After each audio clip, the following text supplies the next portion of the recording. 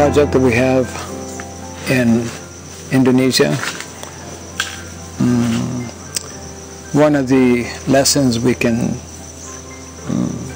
learn from that experience, probably the most important, is that it is possible to actually establish a community.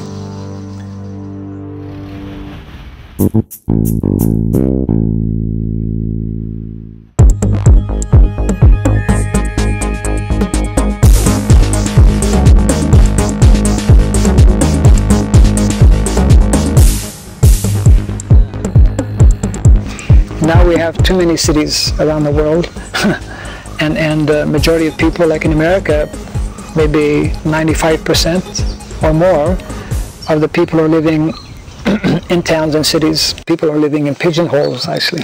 These high-rise apartments, and one has a small porch in front where one can just maybe walk around a few times and have one or two chairs and just look at the smog that is there and breathe, polluted air and whatnot.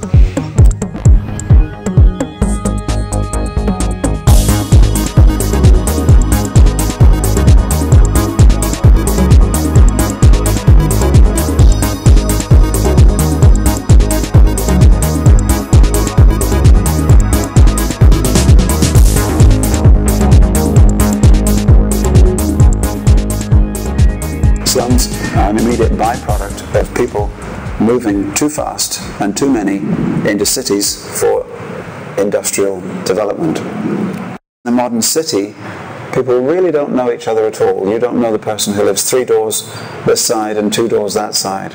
So you grow up anonymous, you grow up unprotected, unnurtured by the rest of the adult community. Therefore, you feel that you don't fit into adult community. So you form your own community. So the modern day cities of Europe and America are being filled up by gangs. Gangs of unproductive youngsters who have nothing to do, and there's no nature for them is concrete. So what a bleak prospect for the human spirit to look out of your window and see concrete.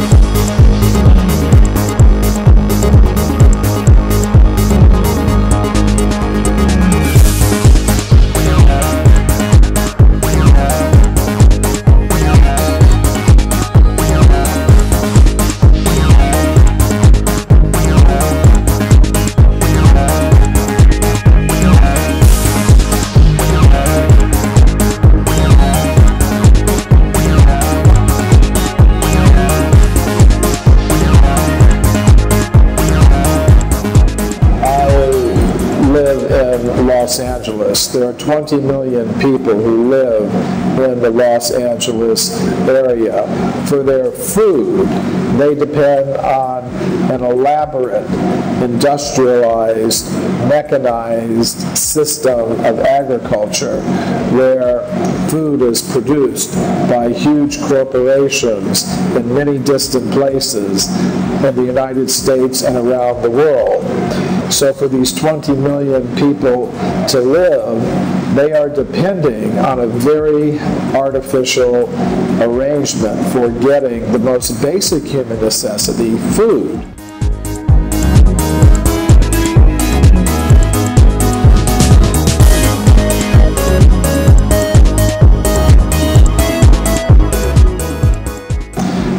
Modern economy depends upon ever-increasing material production and consumption.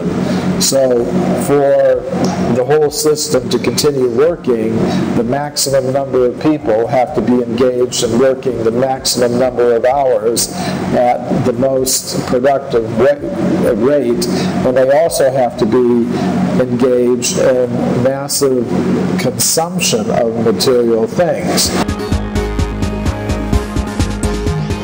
The way of life is still very artificial, and it distracts people from the real goal of life. We have increased our so-called necessities. We have created many artificial necessities. There's a whole propaganda in the world through television, through billboards and newspapers, etc., whereby people are being convinced that they need this thing, they need that thing, they need so many things, but actually 90%, if not 95%, most of the things that are promoted in this way are not actually essential necessities of life.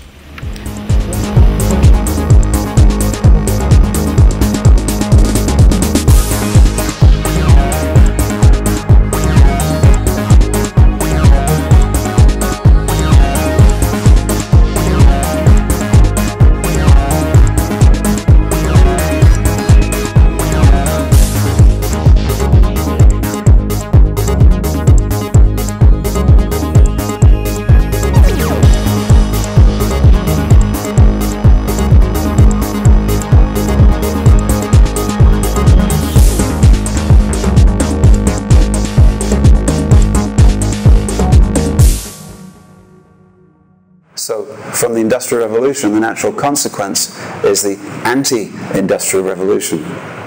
And that has been part of the history of the human race. Capitalism versus communism.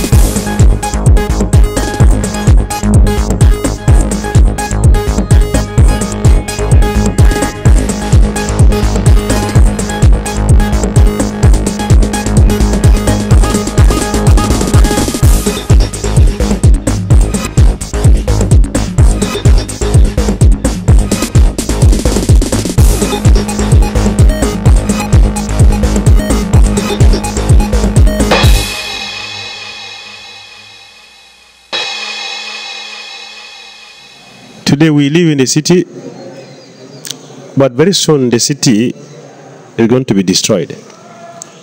Where will we be? Do we want to wait until that time when things are out of hand? Or we want to get ready? For those who are intelligent, they should make arrangement now, because when we do things in passion, there is always a chance of making a lot of mistakes.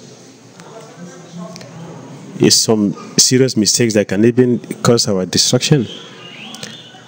We are agrarian by nature, and we have to live that simple life. His Divine Grace A.C. Bhaktivedanta Swami, Prabhupada, had a different solution. He had seen how capitalism worked in British India of 250 years. He had also seen how communism had worked. And he had a third alternative, and that was the village. That was the village economy. You do not have to be a 1960s thinker to come up with the slogan, "Small is beautiful." Perhaps you can write a book about it, but actually, intrinsically, anyone who lives in a village knows that they really do prefer the village. God made country, God also has made cow. And for all in good old ancient days, cow was the center of economy. Our economy revolves around the cow and the land, of course. Land and the cow. Land and the cow. What do you need? You need annad bhavanti bhutani. Lord, so turn the pages of Bhagavad Gita. Annad bhavanti bhutani. You need food. The food grains, you subsist, you survive.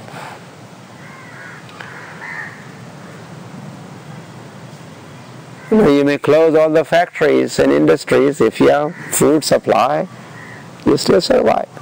But imagine the food supply is closed and factories are opened. Can you do the deep frying of nuts and bolts and eat them for your breakfast? Or cut the tubes and tires and make salad from them and eat? No, you need food. The Vedic culture, it is very important to understand, is primarily agrarian based, you see.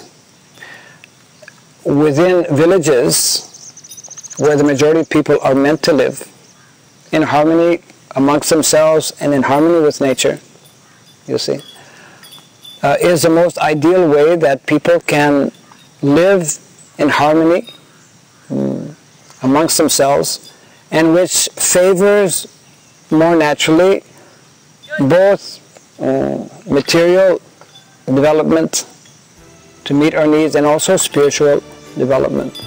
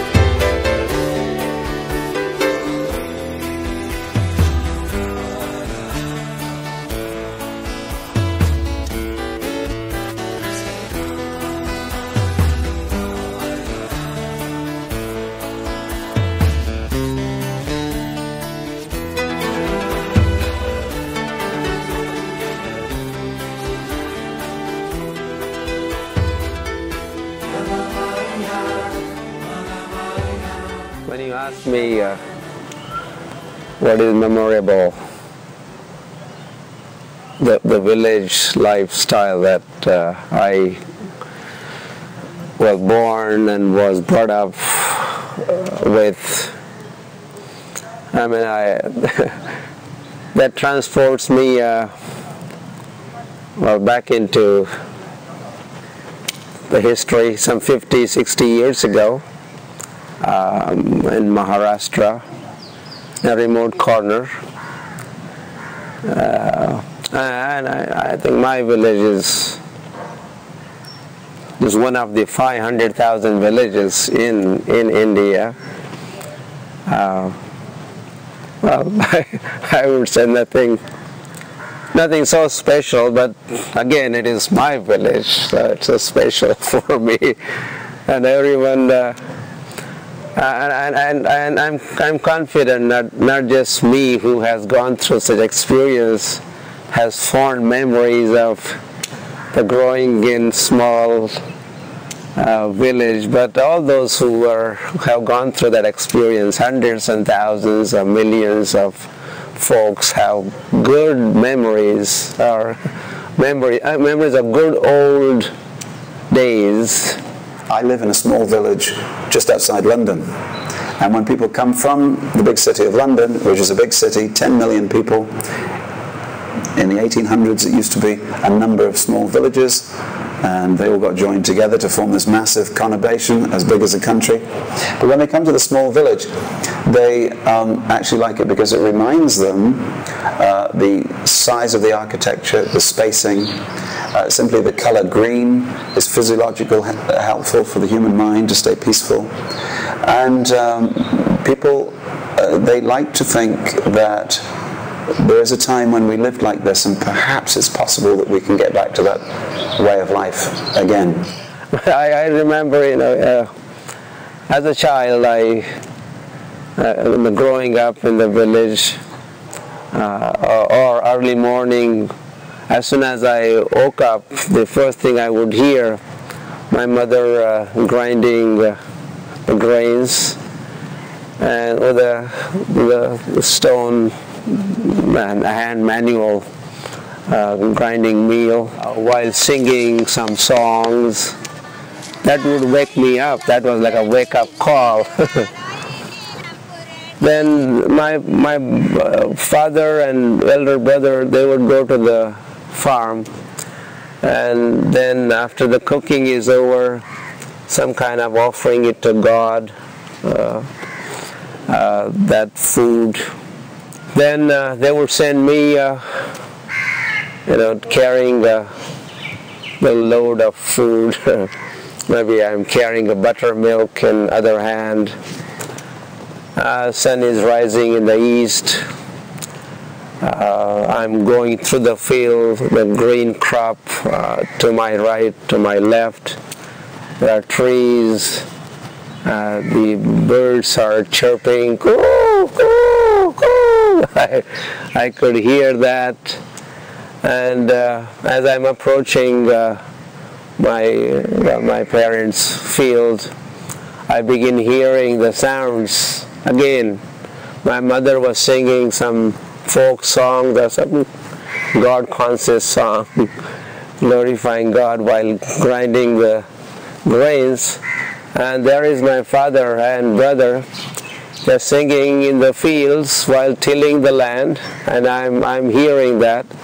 And then I also know which way to go. I'm drawn to the sound of the singing. And then there's a pair of bulls that my father and elder brother is working with. And I'm noticing there's another farmer a few hundred yards away doing the same thing, and another one, and another one, and everywhere. And the whole air is filled with songs. And the bulls tilling the land, they're also absorbed, like they're being entertained while they're pulling the plow or some other instrument, cultivating the land. And sometimes they're so I cannot forget. I keep remembering, and I wish such places are preserved and propagated, that kind of natural, simple living of high thinking, or going back to that kind of lifestyle, that kind of culture, that kind of diet, that kind of music, that kind of dance. The human beings need not work that hard, in fact.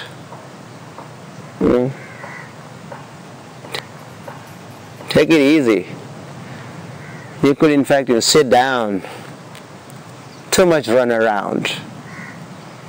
Too much of this rat race. And still you are not happy for a change. We propose you sit down. Chant the holy names of the Lord. Chant Hare Krishna, Hare Krishna.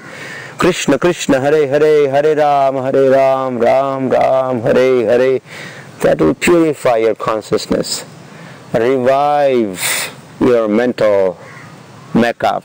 See, the mission of life, according to the Vedic teachings, is to become self-realized. That is the primary mission of life. And in order to help realize this primary mission of life, it is important to follow and establish the most natural social system which will favor this primary mission of life. And that is by establishing an agrarian-based culture, agrarian-based society. Vedic culture is especially promoting and demonstrating how when individuals live within an agrarian-based lifestyle, then that is the best system, the most ideal system, the more natural system, the most scientific system by which one can actually realize the real purpose and the real mission of life.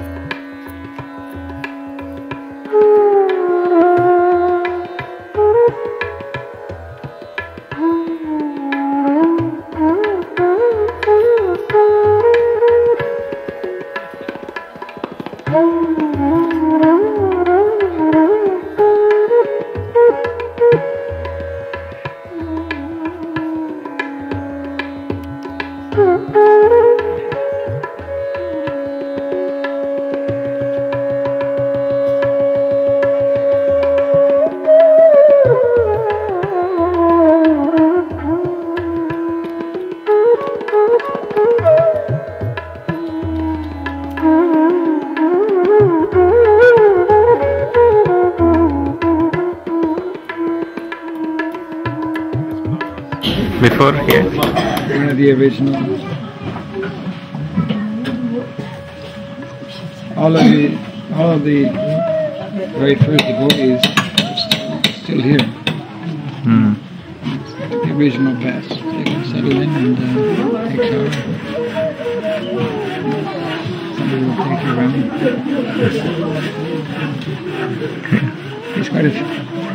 I mean, about 30 homes here, so quite a few homes to stay. Besides everything, the temple.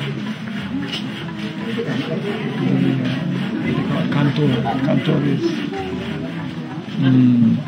community hall, I guess, like office.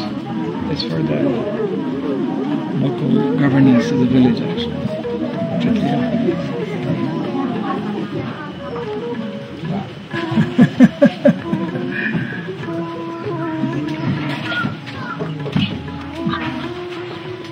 Yeah, one easy way to find out, the word apa means what, and nama means name, and when you add nya, it means your. So apa, nama, nya. What is your name? Yeah, apa, nama, nya. That was one of the first things I learned. And then they'll answer, saya means I. Yes. But when you use it after the word, it becomes my. So you say nama saya. Nama saya, my name. Yeah. You can try. Apa? Apa nama nya? Apa namanya? Siapa?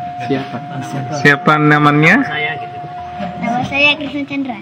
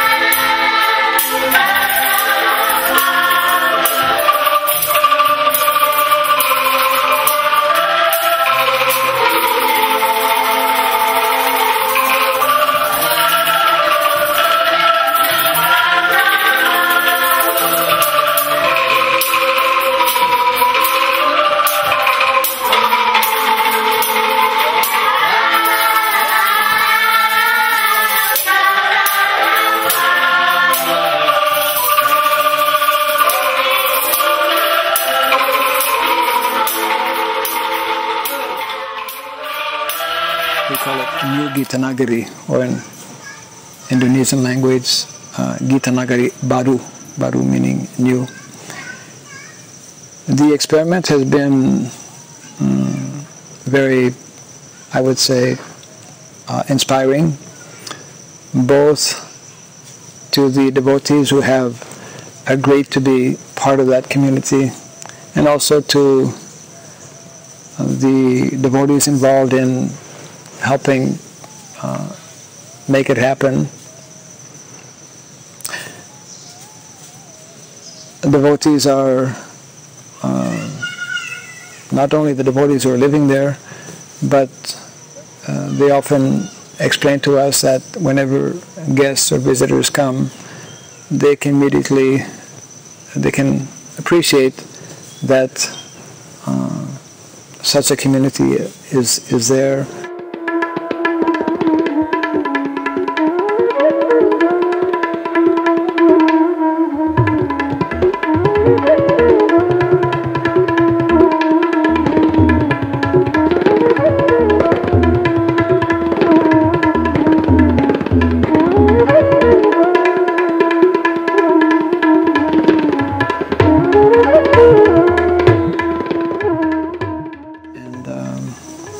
Most devotees are doing some amount of agriculture, although some are working outside as well. There's a mixture.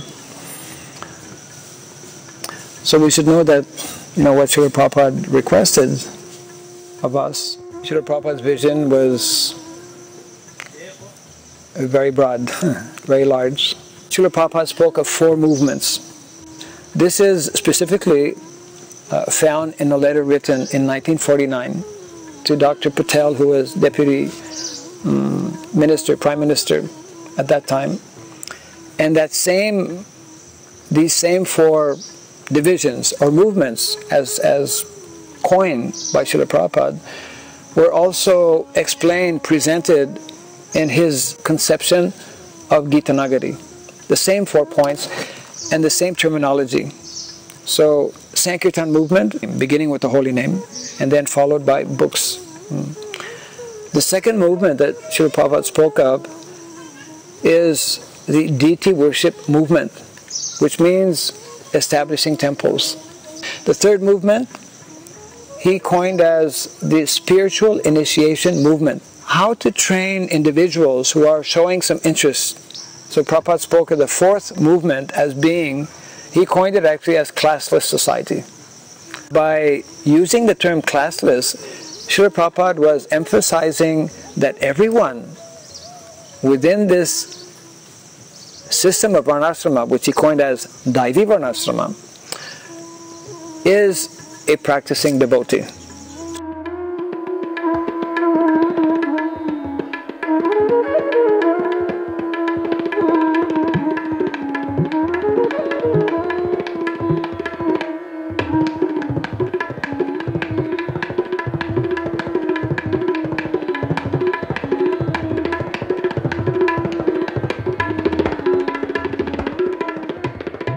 So the Mohi, the land is there, just like in America or Australia. There are so much land in Africa, so much land lying vacant. But they do not know that this land can produce all the needs of life. Sarvakama dughamohi. Sarvakam. Instead of cutting the throat of the cow, you can grow your food. Why? You are cutting the throat of the cows. After all, you have to get from the mahi, from the land. So as the animal which you are eating, they are getting their eatables from the land. Why don't you get your eatables from the land? Therefore it is said, Sarvakama dughamu. You can get all the necessities of your life from land. Dugha means produce. You can produce your food. Some land should be producing the food stuff for the animals, and some land should be used for the production of your foodstuff, grains, fruits, flowers, and take milk. Everything is cycle.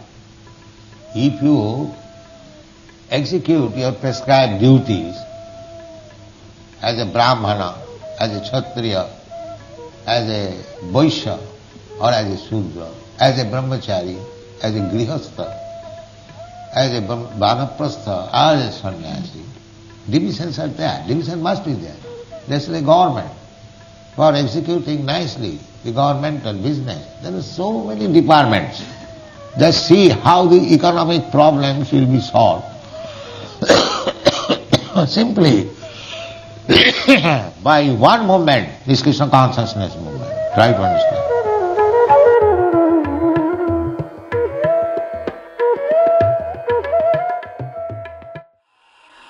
Varnashram dharma is so essential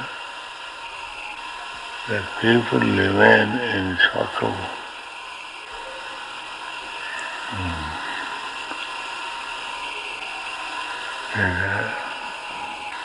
Tamagun, Rajagun, Rajastama bhava increases lust and greediness, and that implicates the living entity to exist in this material world in many, many forms. That is very dangerous. Therefore, they should be brought into Sattvagun, that is establishment of Varnashram.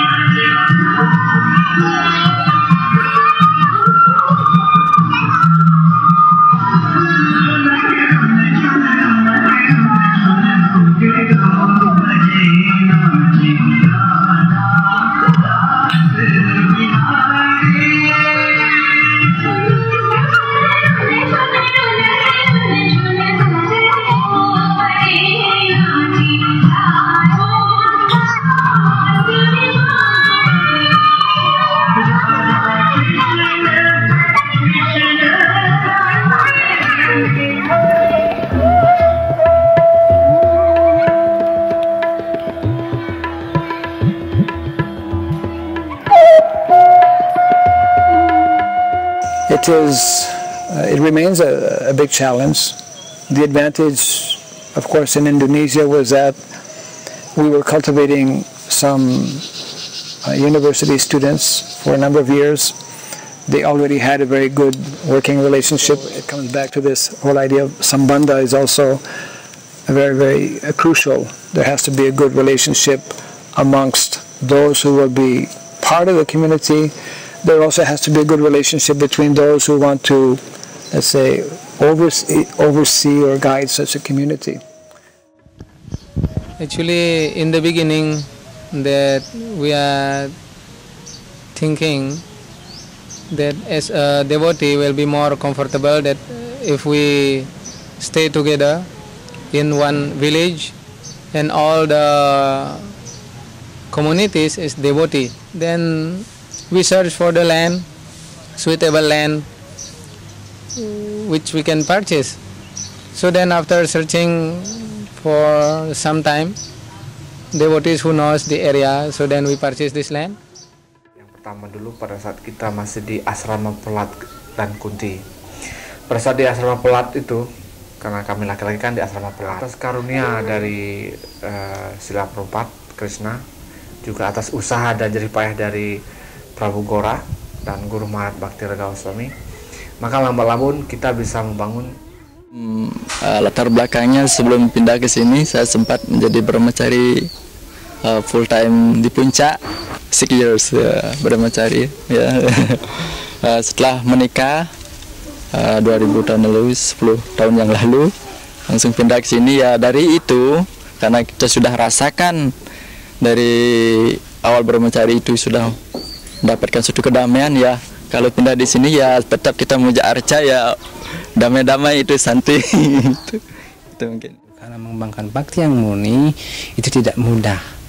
Itu harus dibantu dengan praktek Dewi Warna Sama Dharma atau hidup yang sederhana, atau berpikir luhur, begitu. Jadi kebanyakan para penyembah kita mengetahui bahwa untuk mengembangkan bakti yang murni itu sangat sulit sekali. Kebanyakan para penyembah tidak mencapai tingkat seperti itu.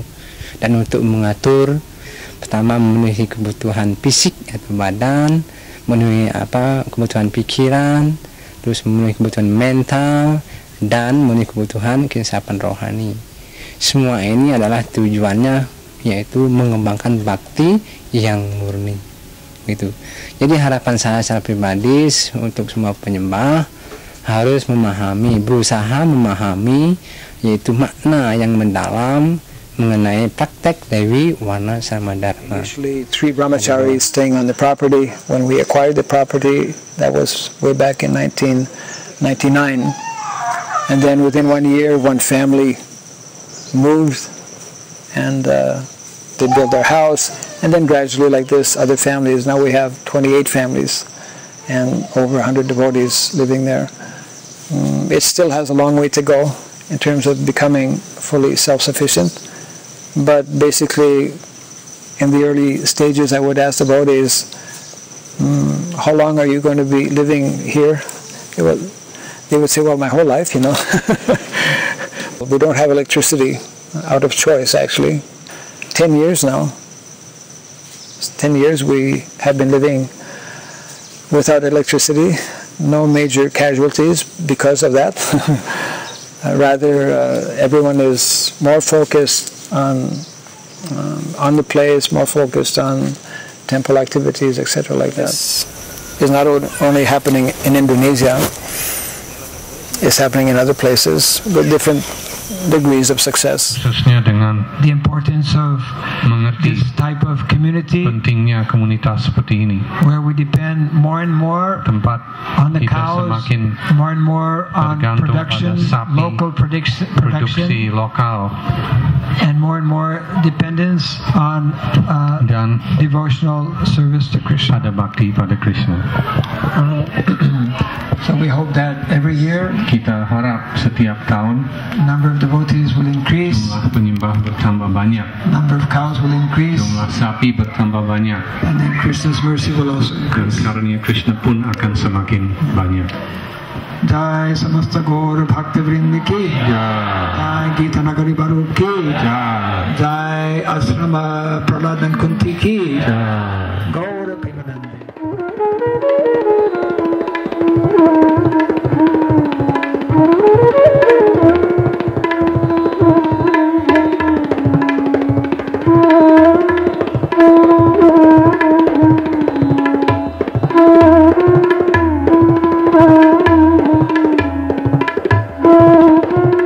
If human society will have a sustainable future, it's to look at that way of life, take the elements and begin constructing for ourselves green villages, small communities where we can actually develop the techniques of sustainability and live happy and peaceful lives on into the future. Life could be simple. Keep it simple, stupid.